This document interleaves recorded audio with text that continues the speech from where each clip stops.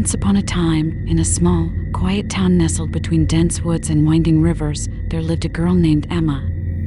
She was cheerful, kind-hearted, and loved her peaceful life, filled with friends, school, and long walks through the neighborhood. But behind her bright smile, Emma often felt a strange, lingering sense of unease she couldn't quite shake. It all began subtly. At first, it was just small things, her phone vibrating with unknown numbers, messages she never replied to, an odd feeling that she was being watched.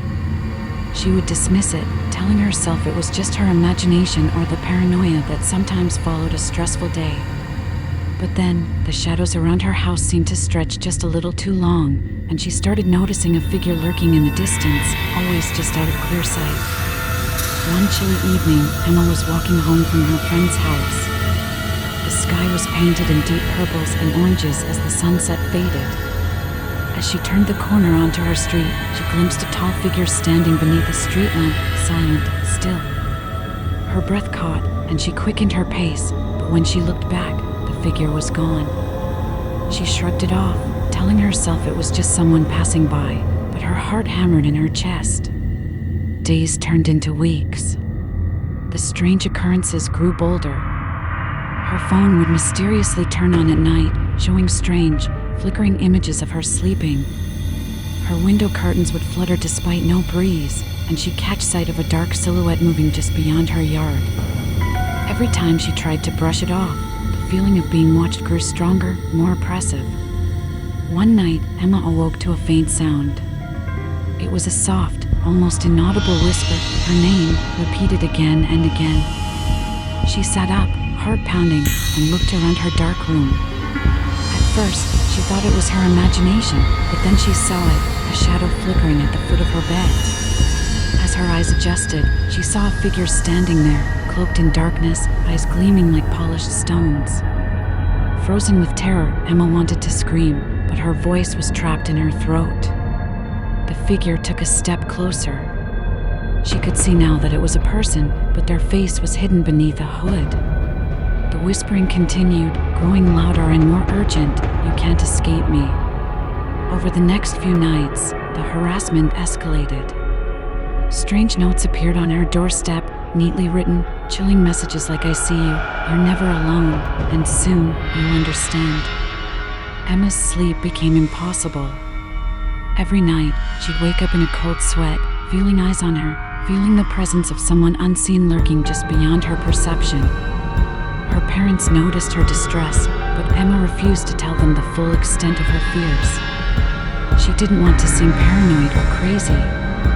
Instead, she tried to stay vigilant, installing security cameras, changing her routines, and avoiding the windows at night. But no matter what she did, the feeling persisted, being watched, followed, hunted. One particularly tense evening, Emma found herself staring at a mirror, her reflection trembling as she noticed something strange. There was a faint smudge on the glass, like a handprint, wet, cold, and sticky. Her stomach churned. She cleaned it quickly but felt the prickling sensation of dread crawl up her spine. The next day, she discovered a single, withered rose lying on her living room floor. Its dark petals looked almost black, a sinister contrast to the delicate beauty she once associated with flowers. She picked it up carefully, her hands trembling, and saw a note attached, "You belong to me now." Her pulse raced with terror. Despite her fears, Emma refused to give up.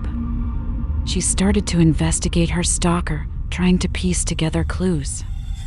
She noticed that the notes always appeared after she had been alone, and the shadowy figure seemed to know her schedule better than she knew herself. It was as if someone had been watching her for months, perhaps even longer. Then, one night, Emma decided to confront whatever was tormenting her. She hid in her closet, clutching her phone, ready to record or call for help at a moment's notice. The house was eerily silent, except for the faint sound of her own breathing and the occasional creak of the old wooden floors. As midnight struck, the lights flickered violently. Shadows danced across the walls, and a chilling whisper filled the room, "You can't hide forever." Suddenly, the door to her room slowly creaked open. Emma's heart pounded so loudly she thought it might burst. In the doorway stood a figure cloaked in darkness, their face hidden beneath a hood, but their eyes, those piercing, gleaming eyes, locked onto hers. Emma's breath hitched as she realized that her nightmare was far from over. If anything, it was just beginning. The room felt colder, heavier with dread. She wanted to run, scream, or hide, but her body refused to obey. The figure took a step forward, and Emma saw the glint of something metallic in their hand, a knife, a weapon of some sort. Suddenly, her phone buzzed violently in her pocket. She fumbled to answer, and in a shaky voice, she managed to whisper, "Help." The figure paused, their focus shifting momentarily to her trembling hand. That moment of hesitation was all Emma needed. She bolted out of her closet and dashed toward the door, her mind racing for an escape. But the stalker was faster. They lunged forward, grabbing her by the wrist, their grip cold and unyielding. Emma fought back, kicking and screaming, but she was no match for their strength. The last thing she saw before darkness claimed her was the flickering glow of a lone candle, casting long, sinister shadows across the room. When Emma awoke, she was in a different place, an abandoned house, cold and damp. Her clothes were torn, and her body ached from the struggle. Her mind was foggy, but she remembered one thing clearly: the eyes. Those terrible, glowing eyes that had haunted her every night were still with her, etched into her mind like a nightmare she couldn't wake from.